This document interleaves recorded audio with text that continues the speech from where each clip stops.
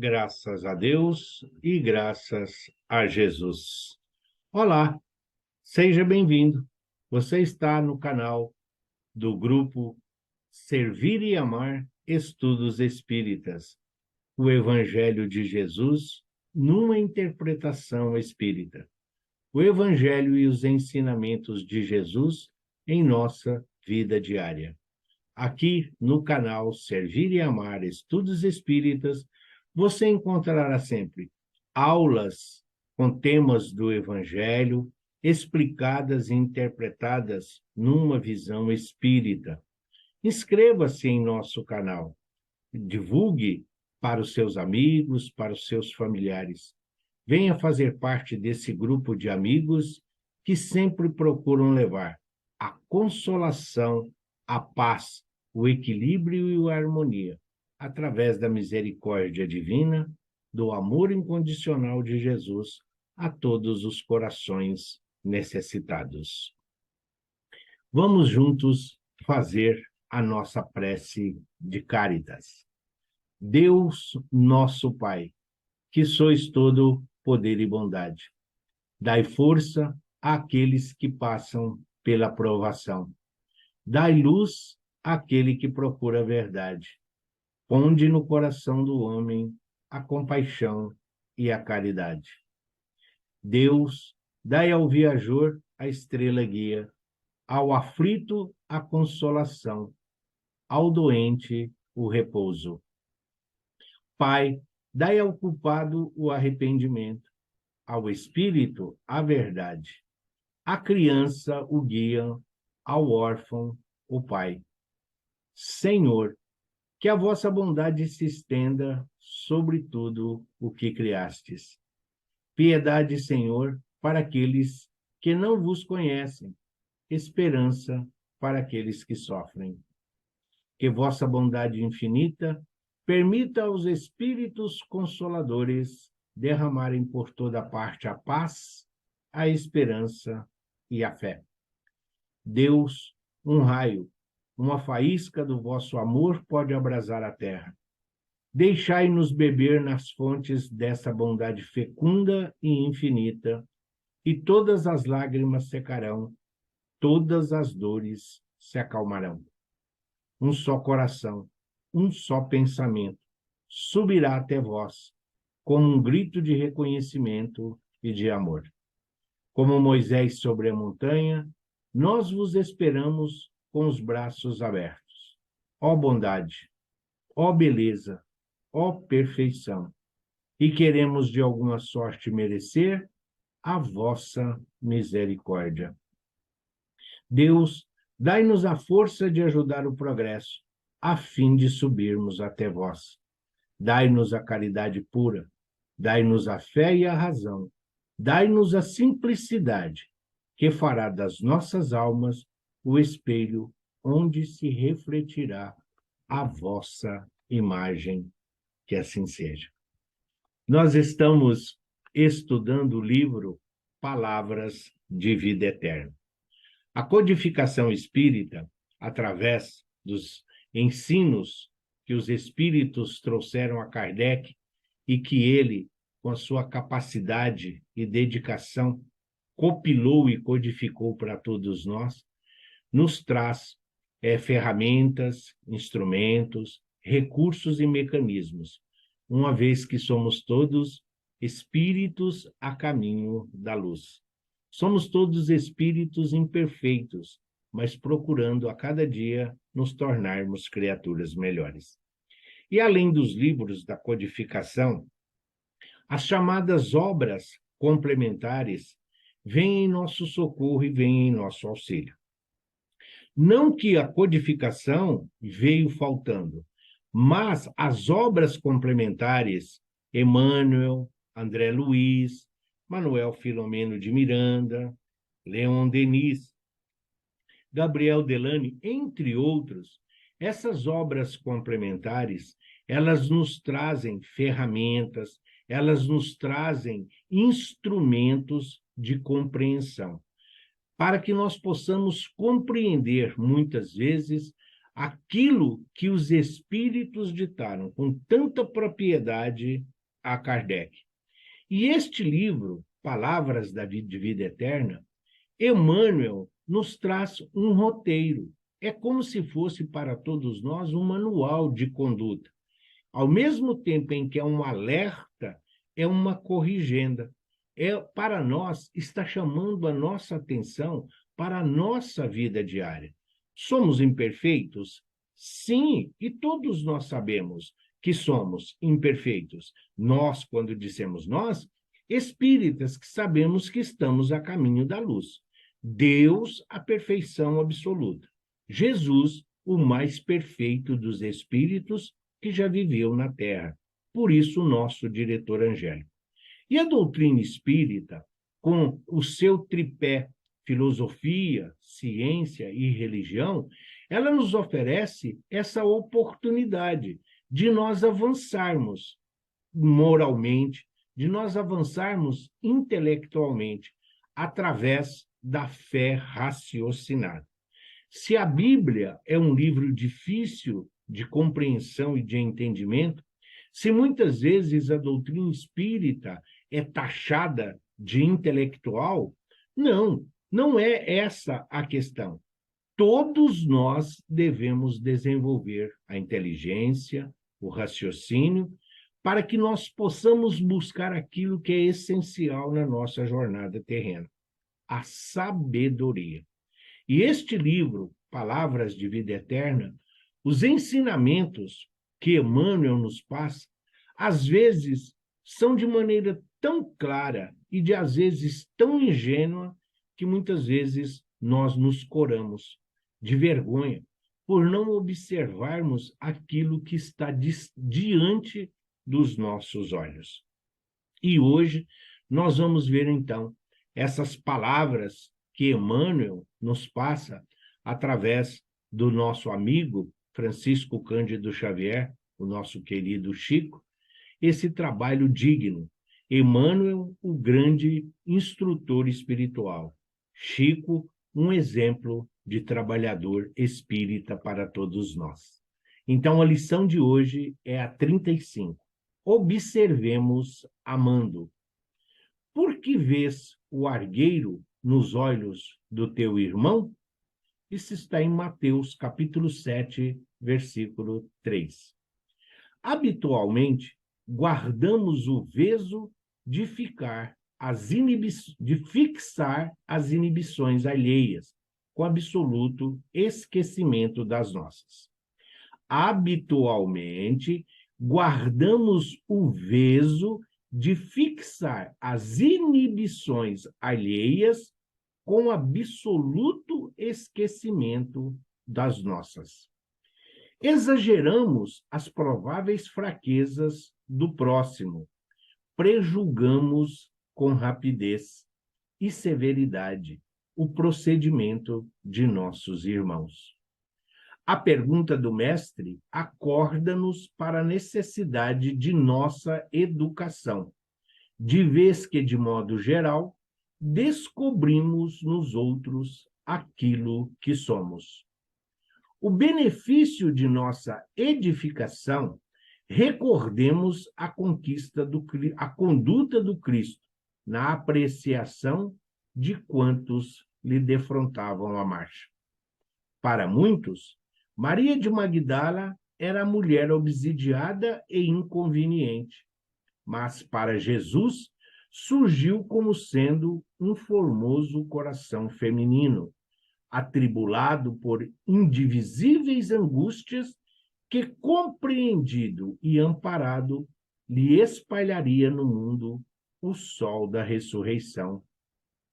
No conceito da maioria, Zaqueu era usuário de mãos azinvanhadas. Vou repetir porque a palavra é difícil. De mãos azinhavradas e infelizes. Para ele, no entanto, era o amigo do trabalho a quem transmitiria alevantadas noções de progresso e riqueza. Aos olhos de muita gente, Simão Pedro era fraco e inconstante, Para ele, contudo, representava o brilhante entranhados nas sombras do preconceito que fulgiria à luz do Pentecoste para veicular-lhe o Evangelho. Na opinião do seu tempo, Saulo de Tarso era rijo doutor da lei mosaica, de espírito endurecido e tiranizante. Para ele, porém, era um companheiro mal conduzido que buscaria em pessoa as portas de Damasco para ajudar-lhe na doutrina. Observemos Amando, porque apenas o amor puro arrancará, por fim, as escamas de treva dos nossos olhos, para que os outros nos apareçam na bênção de Deus, que invariavelmente trazem consigo. Belas lições, porque vemos o cisco no olho do outro, porque essa dificuldade de enxergar a trave aos nossos olhos. As imperfeições, os erros e a conduta alheia, muitas vezes, servem para nós como fuga da realidade. Enquanto nós nos preocupamos com as chamadas imperfeições dos nossos irmãos, com a sua conduta perante o mundo que hoje nos abriga, nós esquecemos do nosso próprio caminhar. Esquecemos muitas vezes das nossas dificuldades com as nossas imperfeições. Por isso, muitas vezes nós potencializamos aquilo que aos nossos olhos está errado, aquilo que os nossos familiares, amigos, companheiros de trabalho, amigos de ideal espírita e de ideal do Evangelho, pregam e não fazem, conhecem e não fazem, sabem, mas não divulgam, conhecem, mas não compartilham, porque é a nossa imperfeição. Muitas vezes, aquilo que nós enxergamos nos outros é o reflexo da nossa própria existência. Por isso, o título da lição de hoje é Observemos Amando. Isso não significa que nós não podemos ou não devemos enxergar nos outros aquilo que está em sentido contrário aos ensinamentos de Jesus. Não, os ensinamentos de Jesus, esse código moral, esse código de conduta, os ensinamentos de Jesus, a caridade em ação, o amor no auxílio ao próximo, entendendo a nossa paciência, a nossa tolerância para com as faltas, para com a ignorância que os nossos irmãos ainda desconhecem do mundo espiritual. E nós, muitas vezes, deixamos de enaltecer, deixamos de colocar em evidência as qualidades, as pequenas virtudes dos nossos irmãos e companheiros. Porque isso, para nós, representaria mudar a nossa conduta, mudar o nosso conceito. Aceitar as imperfeições dos outros, aceitar as dificuldades que os nossos irmãos e companheiros, familiares e amigos que caminham conosco hoje ainda possuem, é olhar para nós e compreender que nós também estamos em burilamento. Nós também estamos passando por esse processo de aperfeiçoamento espiritual. Essa dualidade espírito-matéria é que nos oferece a oportunidade de avançar. O espírito eterno, a partir da sua criação, simples e ignorante, mas a imagem e semelhança de Deus. A matéria, o físico, a nossa existência corpórea é a oportunidade de colocar em prática os ensinamentos recebidos no mundo espiritual. Aqui, por isso, nós estamos em provas e em expiações. Aqui nós estamos vivendo a teoria que todos nós recebemos no mundo espiritual. E compreender que os nossos irmãos, assim como nós, têm necessidades, mas também tem potencialidades, não é diminuir a nós, não é inferiorizar aos outros, é oportunidade, porque somos influenciados e também influenciamos a todos. A época do Cristo não era diferente de hoje. Muito pelo contrário, as dificuldades eram muito maiores. Se nós olharmos tecnologia, ciência, informação e conhecimento, o mundo hoje, o planeta Terra hoje, os recursos e os mecanismos estão disponibilizados em toda parte, em muitas plataformas e de fácil acesso a todos. À época do Cristo, Maria de Magdala, ou Magdala, como queiram, para muitos até colocaram sob ela defeitos e imperfeições pejorativas, palavras das quais ela não tinha a mínima noção do que estava acontecendo. Era uma criatura imperfeita, como todos nós, taxada de promíscua, taxada ali de obsidiada, ali como uma criatura de uma vida promíscua, de uma vida sem nenhum valor moral, então vivia ali como que jogada. Não, em momento algum. Tinha os defeitos como temos ainda hoje no nosso dia a dia, muitas vezes dentro do nosso próprio lar.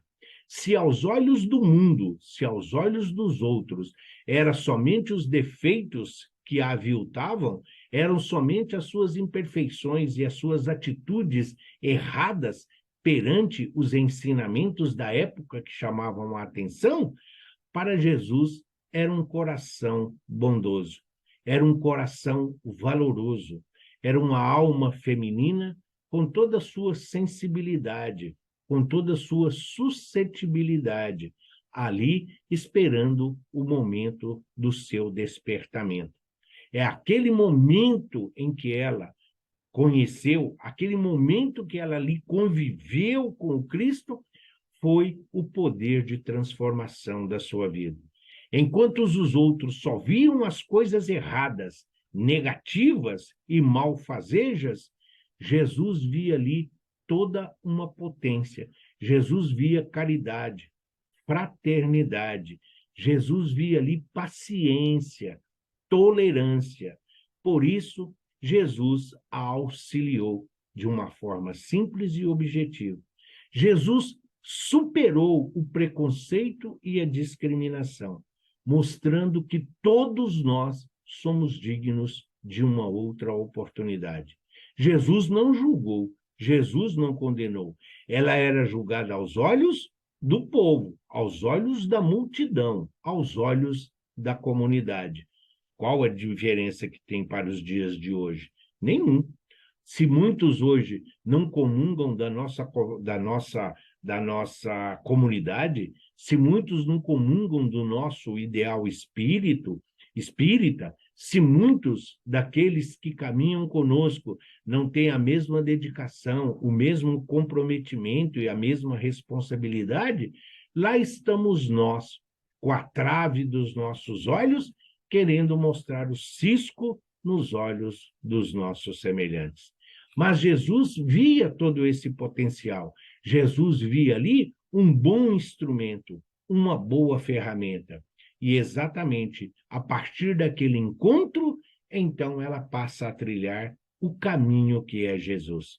Porque Jesus compreendeu que o que ela esperava era uma oportunidade, que ali ela já havia cumprido os desígnios divinos de reparação e de reconciliação da sua existência. E desde aquele encontro com o Cristo, passa ela a ser para todos nós um exemplo de transformação moral e de dedicação da vida prática do Evangelho. E nós, o que estamos esperando? Quantas vezes nós olhamos para as nossas companheiras, espíritos que estão hoje na condição feminina, julgamos, condenamos, olhamos. Não, nós não temos que simplesmente ver ali uma criatura diferente de nós ou no sentido inferior. Todos nós, e a doutrina dos espíritos nos ensina, Nós, ora, estamos masculino, ora, estamos no feminino. Precisamos desenvolver essas duas habilidades. Precisamos desenvolver estes dois recursos. Precisamos ali desenvolver as duas potencialidades, masculino e do feminino, maternidade, paternidade, homem e mulher, macho e fêmea. É assim que nós caminhamos. Por isso, Deus, a perfeição absoluta. E muitos de nós só olhamos os defeitos. É um sexo frágil, é um sexo dependente. A mulher, ainda muitas vezes, está nessa condição de objeto, como sendo uma criatura à parte simplesmente do homem, a força bruta, o ser racional. Então, essa tolerância dentro do mundo de hoje ainda tem muito a ver com o nosso passado, ainda tem muito a ver com o nosso pretérito, e nós precisamos mudar tudo isso que está à nossa volta. As criaturas aprendem pelo exemplo e não por palavras. Para muitos, aqueles que caminhavam, Pedro, quando Jesus o convoca ao mar da Galileia para ser um pescador de homens, para muito, Pedro era um cara inculto, era um homem violento, era um homem irracional, era um homem muitas vezes truculento. Basta lembrar a passagem do horto, quando o centurião se aproxima e ele então fere-o com a sua faca, com a sua espada, onde Jesus diz a ele: guarda a tua espada, pois quem fere com ela será ferido. Porém, se todos viam esse homem truculento, se todos viam aquela criatura bruta, primitiva, ali, inconstante, para Jesus era a fortaleza. Para Jesus era quem estava capacitado para liderar e pastorear as suas ovelhas. Jesus não olhou as imperfeições e os defeitos de Pedro. Ele viu o que Pedro tinha de melhor e trabalhou essas qualidades. Jesus, olhando para Pedro, entendeu ali a liderança, entendeu ali que ele só precisava de um despertamento espiritual. Responsabilidade ele tinha. Se não tinha conhecimento, o comprometimento e a dedicação que naquele momento superava essas deficiências, Jesus o aperfeiçoou, Jesus o capacitou. Jesus não olhou simplesmente aquilo que todos enxergavam, imperfeições e correções a serem feitas. Jesus alimentou as virtudes. Jesus hidratou, fortificou as raízes.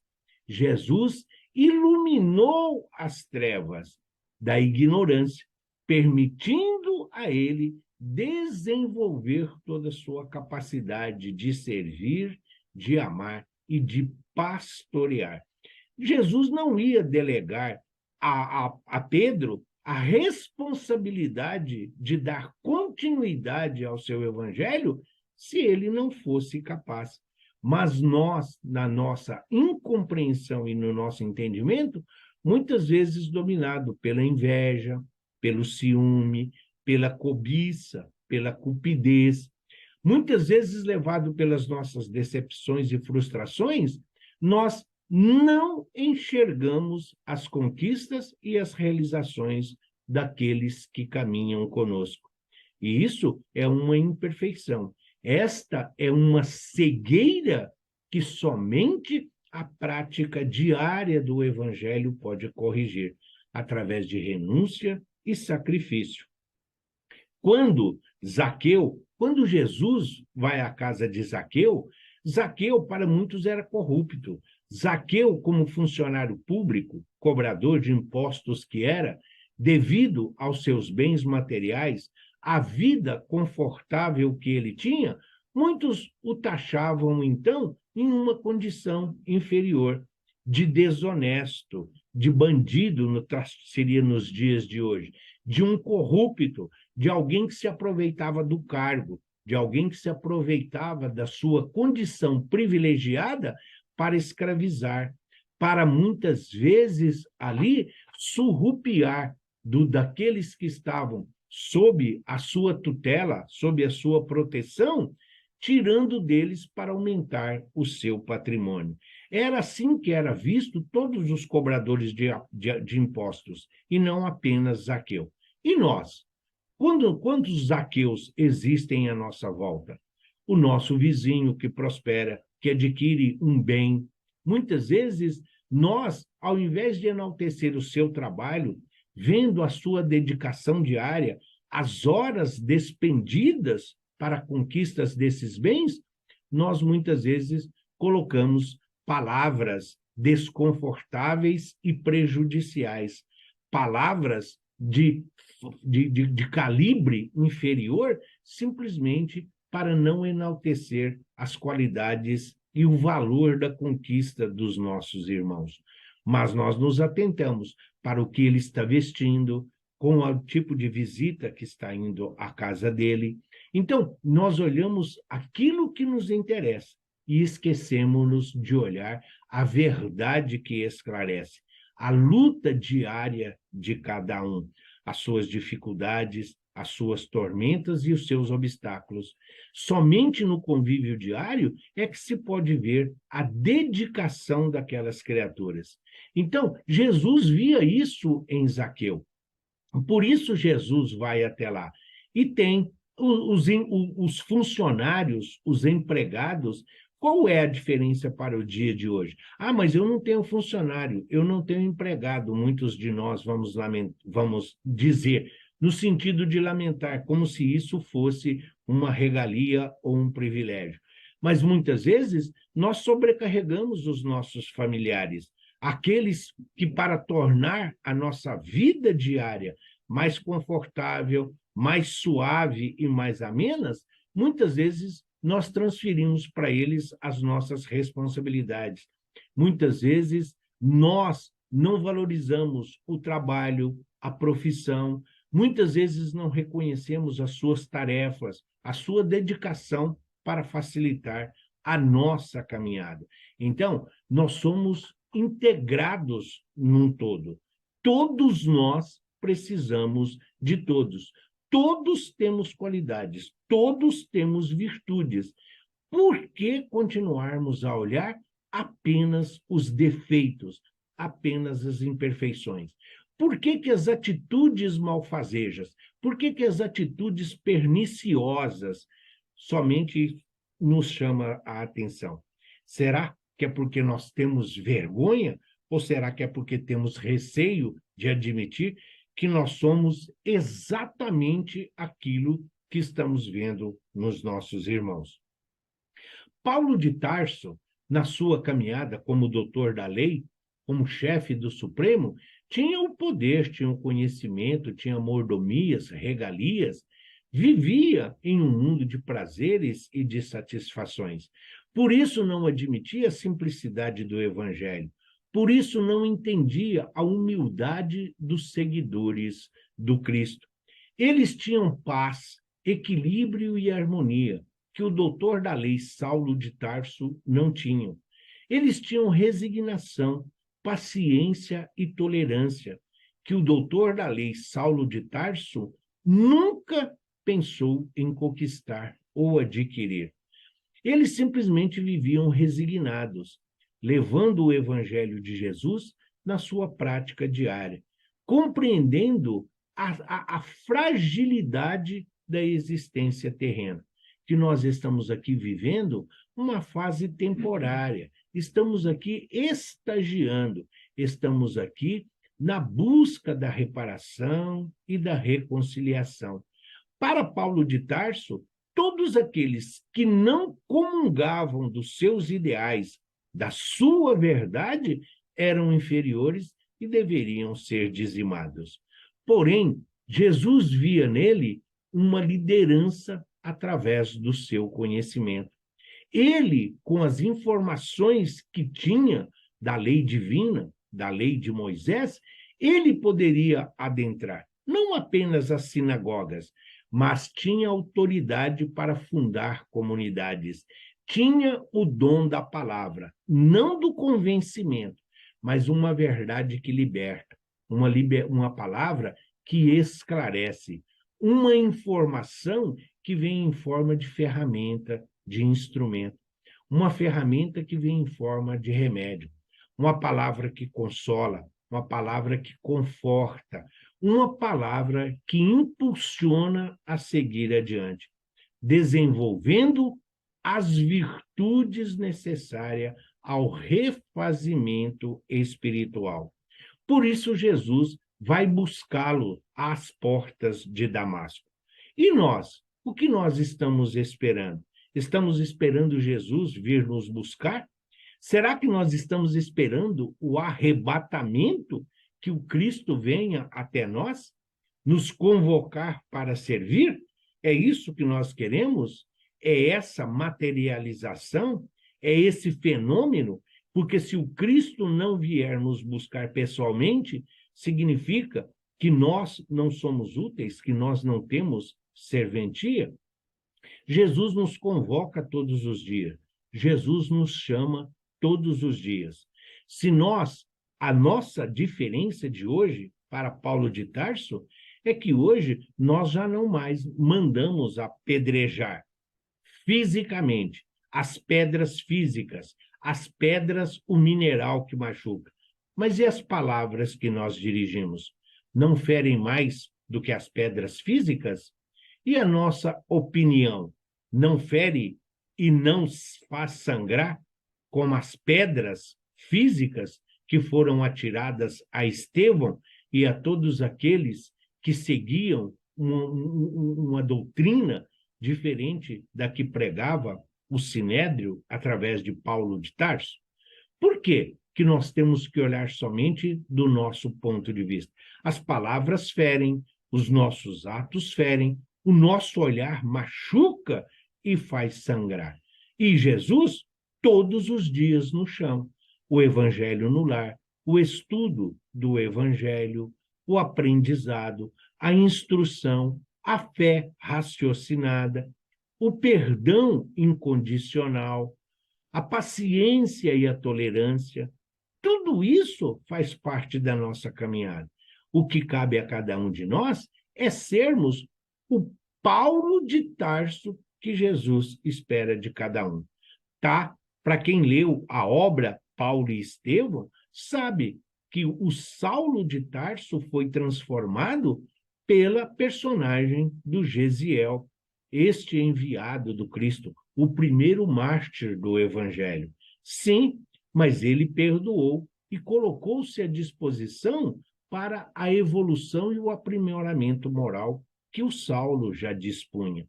E hoje, o cristianismo que nós conhecemos é graças a Paulo de Tarso, na sua caminhada e na sua dedicação evangélica. E é isso que Jesus foi buscar, foi isso que Jesus foi resgatar. E Jesus, todos os dias, nos chama na nossa estrada de Damasco. Nós não ouvimos, nós não enxergamos, nós continuamos com as escamas em nossos olhos. Nós estamos esperando o Ananias enviado pelo Cristo. Nós estamos aqui simplesmente, às vezes, sentado e esperando. Não, é preciso caminhar. Jesus nos convoca todos os dias a sermos colaboradores e trabalhadores do Evangelho. A seara é farta e necessita de braços. Precisamos nos colocar à disposição. Se Jesus acredita em nós, pois ele nos convidou a aqui estarmos. Ele, muitos fomos os chamados, mas poucos serão os escolhidos, exatamente por causa da obediência e da observância nos ensinamentos de Jesus. E quando olhamos para a doutrina espírita, observemos amando. O que a doutrina nos explica? Amar não é esse relacionamento conjugal. Amar não é esse relacionamento carnal e material que hoje predomina, junto à mídia, o imediatismo, dentro hoje do próprio meio espírita, exige um personalismo muito forte. Existe ainda uma pureza doutrinária que muitas vezes atrapalha o desenvolvimento espiritual daqueles que procuram abrigo e consolação nas casas espíritas. Quando Jesus vai ali convocar, quando Jesus busca todos esses servidores, é porque Jesus vê neles as qualidades. Por isso, nós temos que desenvolver, nós temos que abrir os nossos olhos e não ficar preocupado com a vida dos nossos irmãos, mas das oportunidades que nos são oferecidas. Enquanto nós não aprendermos a olhar a nossa vida, a nossa existência, enquanto estivermos preocupados com a vida do próximo, a nossa vida vai ficar estacionária, nossa vida vai ficar parada. E não é por falta. Jesus é o nosso companheiro de todas as horas. A cada dia, a cada amanhecer, uma nova oportunidade. Recursos e mecanismos nós buscamos exatamente na nossa vida diária. É o nosso desenvolvimento através da informação, do conhecimento. É a prática do amor. Viver o amor do Cristo é compreender, é auxiliar, é amparar, é oferecer a todos as condições que hoje nós já temos. Então, se vivemos em um mundo de provas e expiações, as diferenças e as dificuldades nunca são as mesmas. Se nós olharmos o mundo e do nosso ponto de vista apenas, nós vamos oferecer aos outros as mesmas ferramentas que nós temos. E não é assim. Existem aqueles que vão atravessar um rio a nado, outros vão atravessar de canoa, outros vão atravessar a pé, outros vão atravessar no lombo de algum animal. Então, cada um de nós está no mar da vida com a embarcação que lhe permite. Porém, o que é comum a todos nós é a luz que nos guia, é o sol que nos ilumina, são as oportunidades. E assim como nós buscamos não evidenciar, mas assim como nós buscamos desenvolver as virtudes e qualidades que o Cristo vê em nós, nós temos que providenciar esta mesma oportunidade aos nossos irmãos e companheiros, aos nossos familiares. Sim, a caridade começa em casa. Compreender que não é a nossa verdade que prevalece, não são as nossas convicções. Todos nós aprendemos, todos nós ensinamos, todos nós estamos aqui a caminho da luz. Ou seja, nós precisamos nos dar as mãos. Por isso, a recomendação do Cristo de que amemos uns aos outros como ele nos amou. É a nossa oportunidade. Será que nós estamos? Nós somos a Madalena que o Cristo veio resgatar? Sim. Quantos de nós estamos aí no mundo material? Quando nós estamos buscando satisfações e prazeres? Quantos de nós desconhecemos o mundo espiritual e as leis que o regem? Zaqueu, quantos de nós estamos procurando ter, possuir, conquistar, ter simplesmente aí os bens materiais, a vida terrena? Quantos de nós esquecemos que somos espíritos e estamos aqui buscando simplesmente desfrutar das coisas materiais? Quantos de nós somos taxados aí de infiéis, perante o termo evangélico? Quantos de nós estamos aí sendo condenados, assim como Zaqueu? Mas o Cristo confia e acredita em nós. Então, seguimos a nossa oportunidade. Paulo de Tarso, para todos nós, um exemplo de transformação, assim como Maria de Magdala, como Magdala. Está aí os dois exemplos de transformação. Magdala não tinha conhecimento nem informação, mas tinha sensibilidade, tinha o carinho, tinha o afeto, tinha o amor. Paulo de Tarso tinha conhecimento, Paulo de Tarso tinha a informação, mas interpretava de acordo com a sua conveniência, com o seu interesse.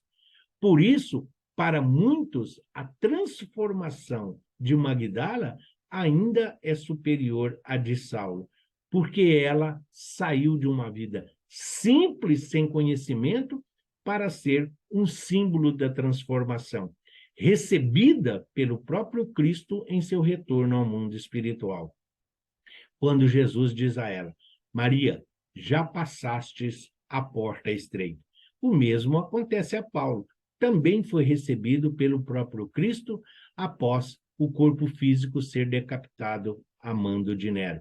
Mas o legado que ele nos deixou é o que nos impulsiona e o que serve para todos nós de guia da nossa caminhada. Então, observemos amando. Vamos ser mais generosos, vamos ser mais caridosos, vamos ser mais tolerantes e pacientes para com as dificuldades e para com a vida dos nossos semelhantes. Nós não sabemos o que cada um carrega no íntimo, mas vamos enaltecer e vamos evidenciar as qualidades que eles já dispõem. Assim como queremos que todos vejam o nosso avanço, o nosso progresso e a nossa evolução, vamos estender aos nossos irmãos de caminhada o mesmo benefício. Que a misericórdia divina nos permita seguir em frente, cumprindo fielmente os desígnios divinos da nossa existência. Que os nossos olhos sejam verdadeiramente a lâmpada do nosso corpo. Que nós possamos ver o lado bom, que nós possamos ver o lado amoroso, que nós possamos ver as belezas do nosso planejamento reencarnatório, a beleza e a oportunidade do avanço na nossa conduta moral, na aquisição dos bens espirituais, para que nós nos tornemos dignos e merecedores de sermos ferramentas úteis e instrumentos a serviço do amor e a serviço do Evangelho. Que o servir a seara do Mestre, que possamos acolher e confortar a todos aqueles a quem o Cristo coloca junto a nós. Que assim seja, graças a Deus e graças a Jesus.